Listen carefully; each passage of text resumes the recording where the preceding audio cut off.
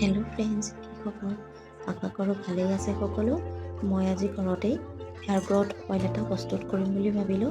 তাকে আপোনালোকৰ লগতো শ্বেয়াৰ কৰোঁ। তেলটো প্ৰস্তুত কৰিবলৈ কি কি বস্তুৰ প্ৰয়োজন হ'ব সেইখিনি মই দেখাই দিওঁ।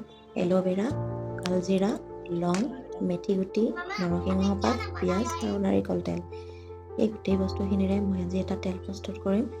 আহকচোন চাওঁ মই তেলটো কেনেকৈ প্ৰস্তুত কৰোঁ। কেৰাহীটো গৰম হ'বলৈ দি তাত তেলখিনি ঢালি দিলোঁ। তাতে মই ৰেডি কৰি ৰখা গোটেই বস্তুখিনি দি দিম।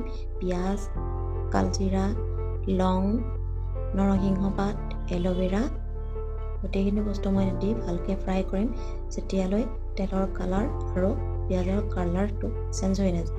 ব্ৰাউন কালাৰ হোৱালৈ ফ্ৰাই কৰিব লাগিব। মোৰ প্ৰায় ফ্ৰাই হৈ গৈছে, চেঞ্জ হৈ গৈছে তেলৰ আৰু পিঁয়াজৰ কালাৰটো। এতিয়া মই অকণমান ঠাণ্ডা হ'বলৈ দিম। ঠাণ্ডা হৈ গৈছে, ভালকৈ এতিয়া চেকি ল'ম। চেকি এটা সৰু চিচা বৈয়ামত ভৰাই ল'ম মই তেলখিনি। এই তেলটোৱে চুলি গজাত সহায় কৰে, চুলি দীঘল হোৱাত সহায় কৰে, চুলি সৰা বন্ধ কৰে।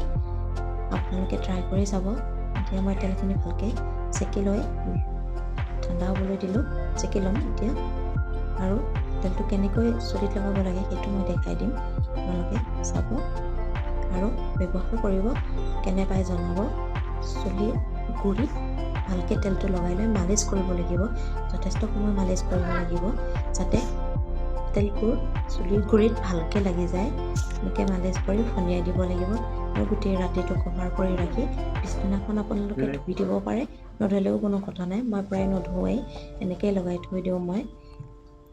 তেলটো যিহেতু পিঁয়াজেৰে বনোৱা হৈছে, অকণমান এটা স্মেল আহে, সেইটো ইগন'ৰ কৰিব লাগিব।